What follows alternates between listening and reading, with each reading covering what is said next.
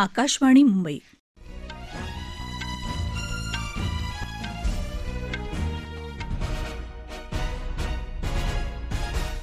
राजश्री आगाशे राष्ट्रीय बातम्या देत आहे.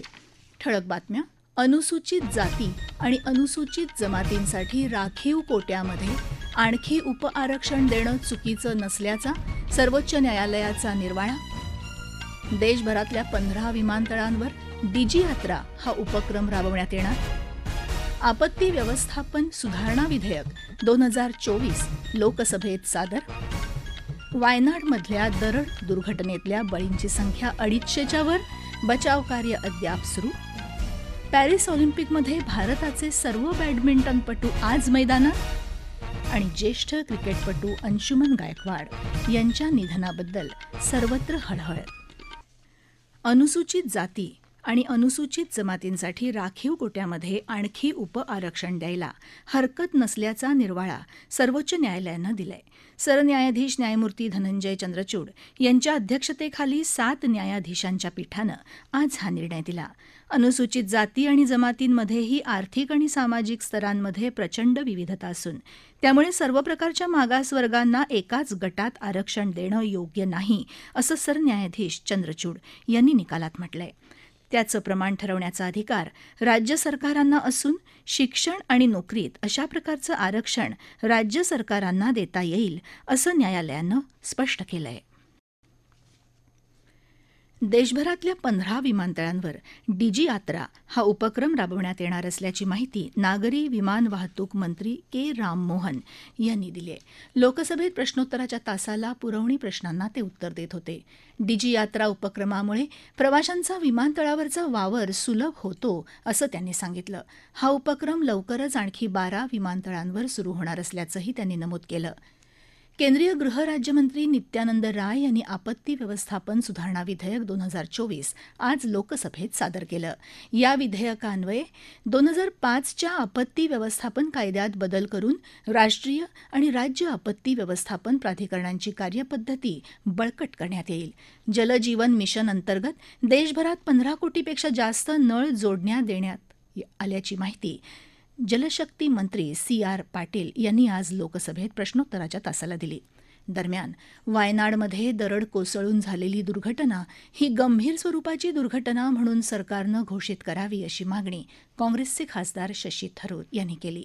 या संदर्भात केंद्रीय गृहमंत्री अमित शाह यांना पत्र लिहिलं असल्याचं त्यांनी संसद भवनाच्या आवारात पत्रकारांशी बोलताना सांगितलं. सरकारनं ही घोषणा केल्यानंतर खासदार स्थानिक क्षेत्र विकास योजनेअंतर्गत मदत आणि पुनर्वसनाच्या कामासाठी 1 कोटी रुपये देणार असल्याचंही थरूर यांनी नमूद केलं.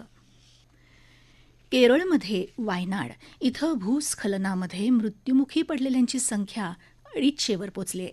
या ठिकाणी मदत कार्य सुरू असून भारतीय लष्करानं काल ढिगाऱ्याखाली अडकलेल्या 179 जणांची सुटका केली, तर 4 मृतदेह बाहेर काढले. अट्टमला, मुंडकाई आणि चुरलमला या भागातलं मदत कार्य युद्धपातळीवर सुरू आहे.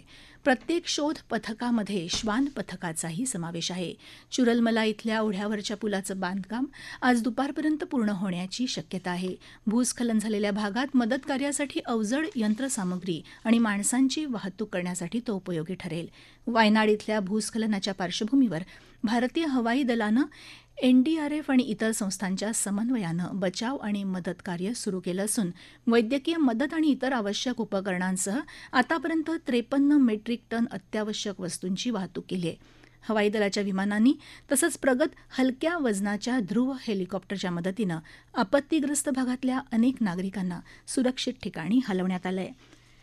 केरळचे मुख्यमंत्री पिनराई विजयन यांनी आज आपत्तीग्रस्त भागातल्या मदत कार्याचा आढावा घेण्यासाठी संबंधित अधिकाऱ्यांची बैठक घेतली. दरम्यान लोकसभेतले विरोधी पक्षनेते राहुल गांधी आज वायनाड इथं भेट देणार असून ते मेपाडी इथल्या काही शाळा आणि वैद्यकीय महाविद्यालयातल्या मदत शिबिरांना भेट देतील. व्हिएतनामचे प्रधानमंत्री फाम मिन चिन यांचं आज सकाळी नवी दिल्लीतल्या राष्ट्रपती भवनाच्या प्रांगणात औपचारिक स्वागत करण्यात आलं. प्रधानमंत्री नरेंद्र मोदी यांनी त्यांचं स्वागत केलं. फाम मिनचिन भारताच्या 3 दिवसांच्या दौऱ्यावर आहेत. प्रधानमंत्री नरेंद्र मोदी आज व्हिएतनामच्या प्रधानमंत्र्यांबरोबर द्विपक्षीय बैठक घेणार असून दोन्ही नेत्यांमधल्या चर्चेनंतर दोन्ही बाजूंनी अनेक करारांवर स्वाक्षरी होण्याची अपेक्षा आहे. व्हिएतनामचे प्रधानमंत्री आज राष्ट्रपती द्रौपदी मुर्मू आणि उपराष्ट्रपती जगदीप धनखड यांचीही भेट घेणार आहेत. थोर स्वातंत्र्यसेनानी, भारताच्या स्वातंत्र्य प्रेरणेचे जनक लोकमान्य बाळ गंगाधर टिळक यांच्या शतकोत्तर 4थ्या पुण्यतिथीनिमित्त आणि समाजसुधारक लोकशाहीर अण्णाभाऊ साठे यांच्या शतकोत्तर 4थ्या जयंतीनिमित्त आज त्यांना सर्वत्र अभिवादन करण्यात येत आहे. महाराष्ट्रात राज्यपाल CP राधाकृष्णन यांनी आज राजभवनात लोकमान्य टिळक आणि अण्णाभाऊ साठे यांच्या प्रतिमेला पुष्पहार अर्पण करून अभिवादन केलं. या राष्ट्रीय बातम्या आकाशवाणीच्या मुंबई केंद्रावरून देत आहोत. आकाशवाणी मुंबई आयोजित करीत आहे शास्त्रीय संगीताची मैफिल सूर और सावन. पंडित पूर्वायन चॅटर्जी यांचं सतारवादन, पंडित अजय पोहनकर आणि अंजली पोहनकर यांचं उपशास्त्रीय गायन आणि पंडित राकेश चौरसिया यांचं वासरीवादन. प्रवेश सर्वांसाठी खुला. 1 ऑगस्ट संध्याकाळी 5 वाजता आकाशवाणी सभागृहात सूर और सावन. पॅरिस ऑलिम्पिकमध्ये नेमबाजीत पुरुषांच्या 50 मीटर रायफल 3 पोझिशन प्रकारात आज भारताच्या स्वप्नील कुसळेची पदकासाठीची लढत सुरू आहे. बॅडमिंटनच्या मैदानावरचा आजचा दिवस भारतासाठी महत्त्वाचा आहे. पुरुष दुहेरीत आज उपांत्यपूर्व फेरीत सात्विक साईराज रंकीरेड्डी आणि चिराग शेट्टी ही फॉर्ममध्ये असलेली जोडी मैदानात उतरेल, तर पुरुष एकेरीत HS प्रणॉयचा सामना भारताच्याच लक्ष्य सेनशी होणार आहे. तर महिला एकेरीत 2 वेळा ऑलिम्पिक पदक विजेती PV सिंधू पुढच्या फेरीत जाण्यासाठी प्रयत्नशील असेल. याशिवाय मुष्टियुद्ध स्पर्धेत निखत जरीन, निरंदाजीत प्रवीण जाधव आज मैदानात उतरतील. दरम्यान मुष्टियुद्धात निशांत देव यानं उपांत्यपूर्व फेरीत आपलं स्थान निश्चित केलंय. ऑलिम्पिकच्या सुवर्ण पदक तालिकेत आतापर्यंत चीन सर्वोच्च स्थानी आहे. भारतानं आतापर्यंत 2 कांस्य पदकांवर नाव कोरलंय आणि ही दोन्ही पदकं नेमबाजीतली आहेत.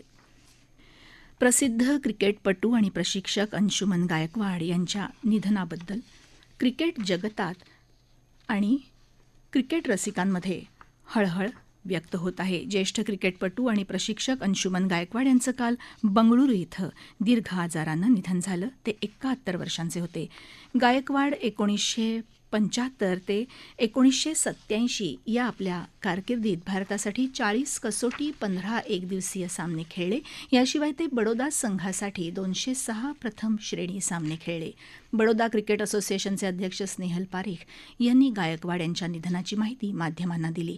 अंशुमन गायकवाड यांना सन 2017-18 या वर्षीच्या CK नायडू जीवन गौरव पुरस्कारानं गौरवण्यात आलं होतं. ते निवड समितीचे सदस्य होते. त्याचबरोबर भारतीय क्रिकेट संघाचे ते प्रमुख प्रशिक्षकही होते. क्रिकेट सल्लागार समितीचे सदस्य म्हणूनही त्यांनी काम पाहिलं होतं. गायकवाड यांच्या पार्थिवावर आज अंतिम संस्कार करण्यात येणार आहेत. प्रधानमंत्री नरेंद्र मोदी यांनी गायकवाड यांच्या निधनाबद्दल तीव्र शोक व्यक्त केला आहे. क्रिकेटमध्ये दिलेल्या योगदानाबद्दल गायकवाड दीर्घकाळ स्मरणात राहतील असं प्रधानमंत्र्यांनी आपल्या संदेशात म्हटलं आहे. गायकवाड यांचं क्रिकेटप्रती समर्पण अद्वितीय असल्याचं BCCIचे अध्यक्ष आणि 1983च्या क्रिकेट विश्वचषक विजेत्या संघातले त्यांचे साथीदार रॉजर बिन्नी यांनी आपल्या संदेशात म्हटलं आहे. ठळक बातम्या पुन्हा एकदा. अनुसूचित जाती आणि अनुसूचित जमातींसाठी राखीव कोट्यामध्ये आणखी उपआरक्षण देणं चुकीचं नसल्याचा सर्वोच्च न्यायालयाचा निर्वाळा. देशभरातल्या 15 विमानतळांवर DG यात्रा हा उपक्रम राबवण्यात येणार. आपत्ती व्यवस्थापन सुधारणा विधेयक 2024 लोकसभेत सादर. वायनाडमधल्या दरड दुर्घटनेतल्या बळींची संख्या 250च्या वर. बचाव कार्य अद्याप सुरू. पॅरिस ऑलिम्पिकमध्ये भारताचे सर्व बॅडमिंटनपटू आज मैदानात. आणि ज्येष्ठ क्रिकेटपटू अंशुमन गायकवाड यांच्या निधनाबद्दल सर्वत्र हळहळ. याबरोबरच आकाशवाणी मुंबई केंद्रावरचं हे राष्ट्रीय बातमीपत्र संपलं. नमस्कार.